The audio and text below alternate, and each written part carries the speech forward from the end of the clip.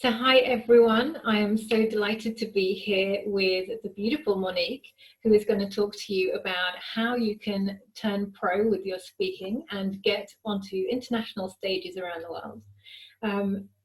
First of all, I want to just introduce Monique a little bit to you and just say she is an incredibly heart-centered lady with a wonderful record of international clients who she's helped to go from having no on-stage experience to getting out there, becoming professional speakers and getting their message heard so that they can actually make revenue for their business, gain clients, but also make a big impact on a lot of people's lives. So I'm so delighted to have you here. Monique, I'd love you just to take a moment to say a little bit about your business, if you'd like to share a little bit about you and your work. Yeah, maybe I give you a little bit of background just to put me into context, shall I? That would be great. What's really interesting to know about me is actually I grew up in Eastern Germany in the communist times. Okay, I was with them on the streets, okay, to get the wall come down, and eventually we succeeded, as you know, if you know a little bit about German history. What you might also know is that in the Eastern German times, there were very little entrepreneurs. So people were more state employed, resources state owned, right? And very few people owned their own business. And what's really interesting, while I was growing up, while I was even still a child, at the age of 10, 14, and 18, I found ways of giving people what they want and making money.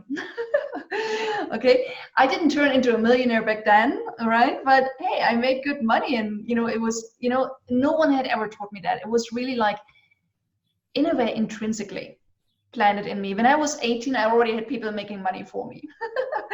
Okay. Wow. But then I grew up with the life concept from my parents and my whole network around it.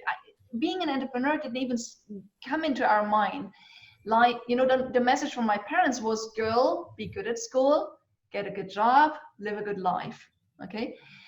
Maybe some of you resonate with that because maybe you grew up in the same way. And what I feel is, again, no matter where we grew up, starting, launching, and running a business and raising our voice and having the confidence to share what we know and what we care about and stand up for it, it's not necessarily given to us with birth, right? It's something that we go on a journey and we realize this is who we are and this is what we care about, and then we take a stand.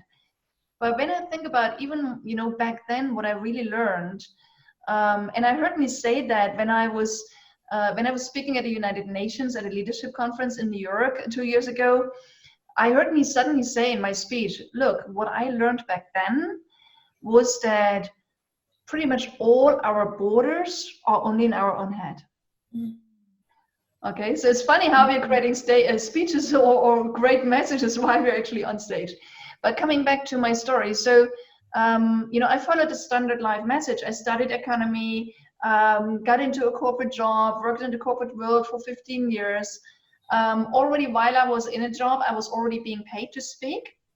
But back then I spoke about technical things, right? I was at some point I was the head of pricing and yield management for a big corporate worldwide. So I climbed the career ladder pretty fast and far.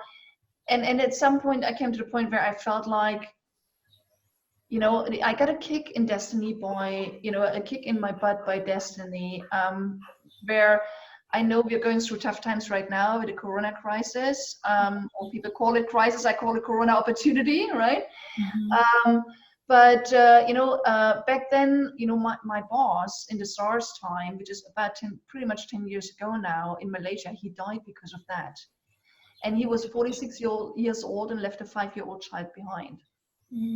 And shortly after, and I think it was the other way around, just before, one of my soul friends, Michael, died at the age of 46, leaving a 5-year-old child behind.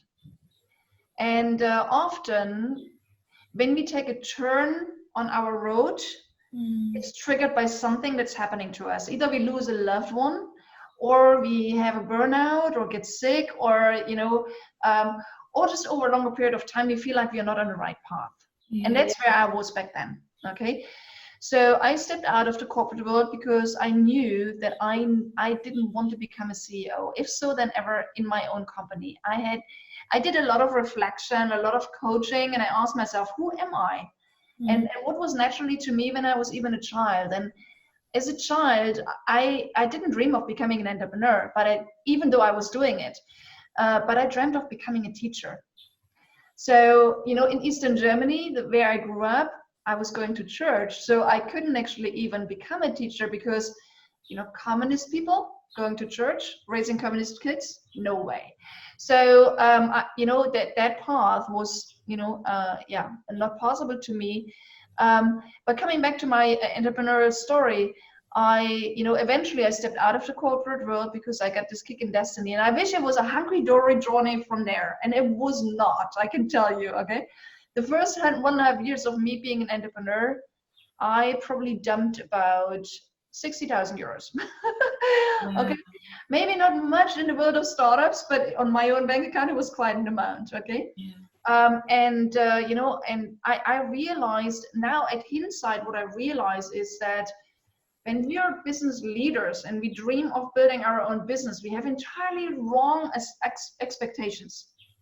Back then I thought, like, I know business, running a big part of a huge, gigantic business should be more hard than building a small one myself, right? It was not the case, because I realized that as entrepreneurs, we need to think differently, feel differently, do things differently, connect differently.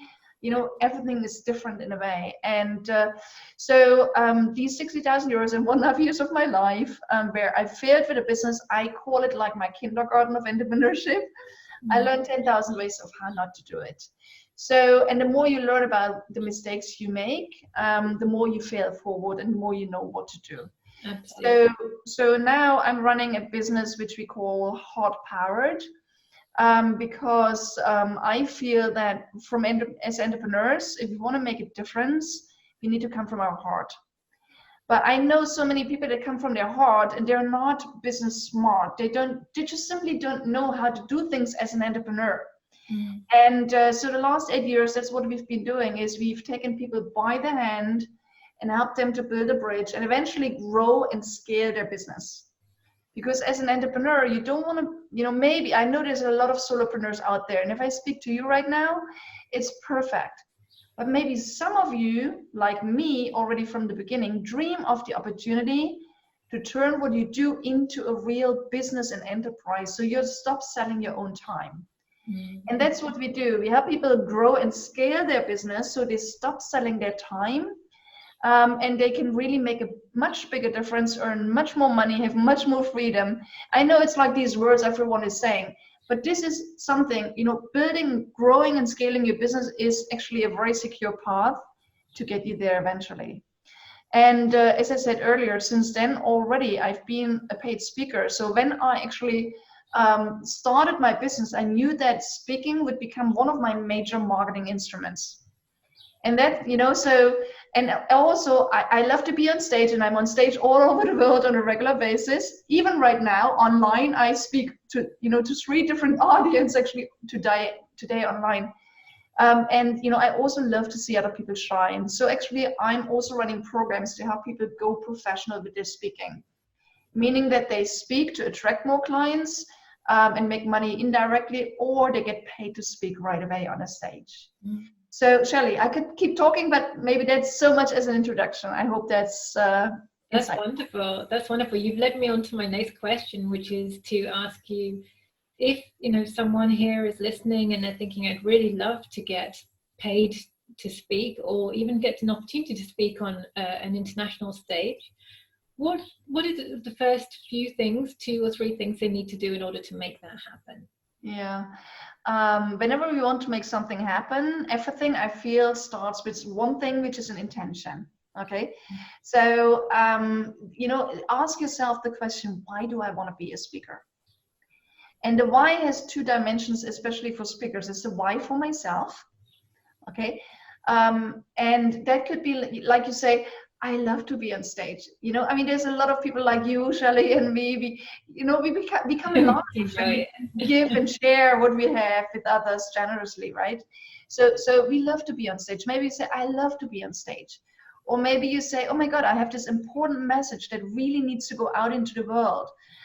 Or you say, hey, I also want to make money with my speaking. I want to generate another income stream, right, with my speaking. Or you say, hey, I also like speaking to help me attract more clients. So again, the question is, why do you want it for yourself and your business? Mm-hmm. And the other question you want to ask yourself is, why do I want it for my audience? Mm-hmm. What difference do I want to make or help them make for themselves personally, in their business, in their family, in their community, in this world, right? So once you're clear on why you want to be a speaker, it will also help you to actually identify more about what type of speaker you want to be. But then when you're clear on that, I feel that there's normally like 4 questions that I always give people to pave their path to make it happen, okay? And the first question is that I invite you to start asking, and we're not going to go into a lot of detail right now, but we have something for you at the end where you can actually dive into it in more detail if you choose to go on this path. But the first question you want to ask yourself is, besides the intention, you have the intention, you're clear, but then 4 questions to pave the path to a professional speaking career or speaking business is, first question is, what is my message? Because the thing is that, you know, a lot of people that I meet, they come to me and say, hey, I really want to step up professionally with my speaking. When I say, so what do you speak about? They don't even know. Because often when you're starting out as a speaker, people are tempted to accept any speaking opportunity that presents itself. So, you know, on one day they speak about that, you know, one day they speak about, hey, you know, how do you build a powerful business network? The next day they speak about how to go online, you know, with your business. The next day they speak about resilience. And there's nothing wrong with being adaptable. But the thing is, if you want to stand out, you want to start with one topic. Why? Because again, when people see you on that topic, they will ask you again and again to speak on that, okay? And then also, if you say, I'm an expert on this, and I'm an expert on this, and I'm an expert on this, it's like you're saying, like, I'm a doctor, and I'm the world's best dermatologist, and I'm the world's best dentist, and, you know, and whatever else. People don't believe you. Right? So people hire you for a skill. Like you, Shelley, you are known as the LinkedIn queen, right? Okay. I'm known as helping people grow and scale their business also through the power of speaking, right? So again, you need to know what you want to be known for, because then you let the world know, and everyone has you in mind as the expert on that topic. And then whenever there's a stage time opportunity coming up where they need speakers like that, they will think of you. Otherwise, you get confused. So the first thing is, what's my message? And I know you have a powerful tool as well, Shelley, on how to find out what do my clients really need and want. But there's also another tool that I help people with on finding out what their message is. So I invite you just sit down and make a list of all the things you know. Okay, what do I know? And there's a lot you know. I know. Just write it down, whatever comes to mind, until you can't think of anything anymore. Then write down, what have I achieved in my life? Okay, I'm sure maybe you've won awards, or, you know, like, you know, Shelley, you sold 1 million of your online product. I mean, you're an expert on that, right? So what have I achieved? Maybe you published a book, maybe you climbed a mountain, or whatever else you have achieved, okay?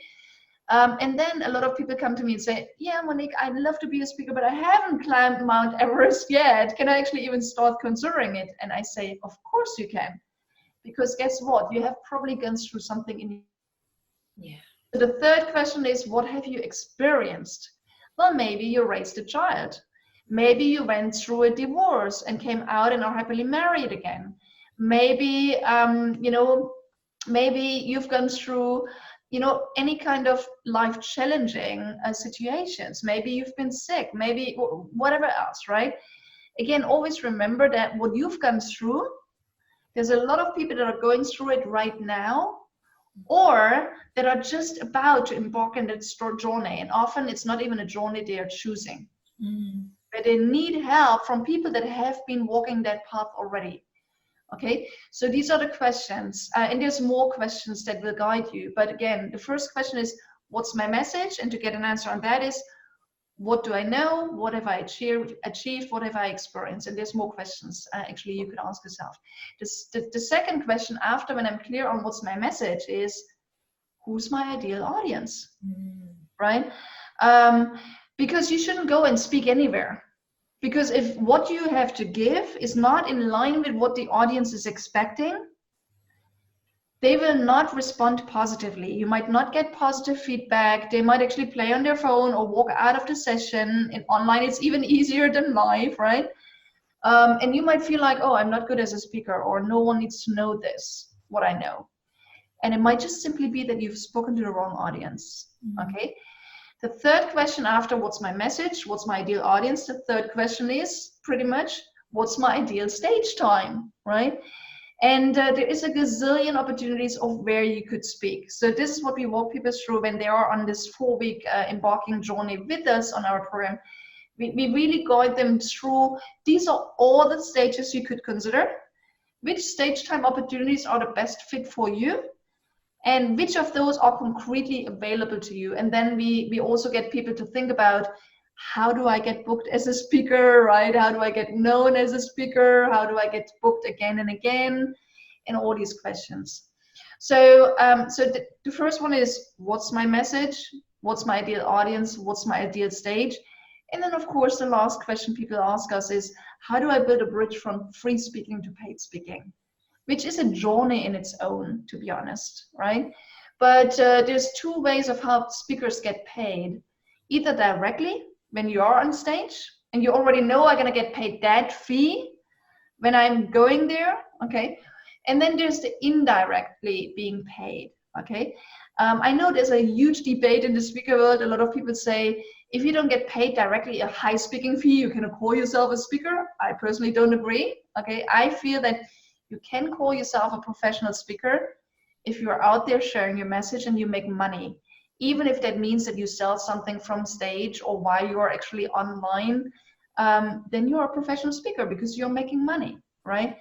And you know, there's a lot you can do, and it's what you do as well, Shali, in such a powerful way, right? I mean, you are speaking, you're running these amazing interviews, you run webinars and everything else. All of that is speaking. And of course, you attract clients this way, right? So, you know, and there's obviously a whole process behind that of how do I go from speaking for free to getting paid. Yeah. But I hope, you know, these initial question on the intention and the 4 guiding questions will already give you a little bit of food for thought to consider going forward with this. Absolutely. It's so helpful. You've really highlighted the beginning stages that are so key to actually making that transition successfully. So thank you. This has been really, really helpful. Thank you so much, Monique. I know that everyone listening will have gained so much valuable information from today, so I really appreciate it.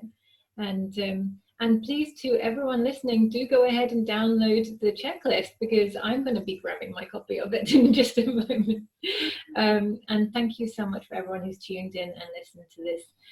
We will be carrying on with sharing our wonderful interviews that just keep inspiring you during this time. So I look forward to connecting with you again. And thank you again to Monique.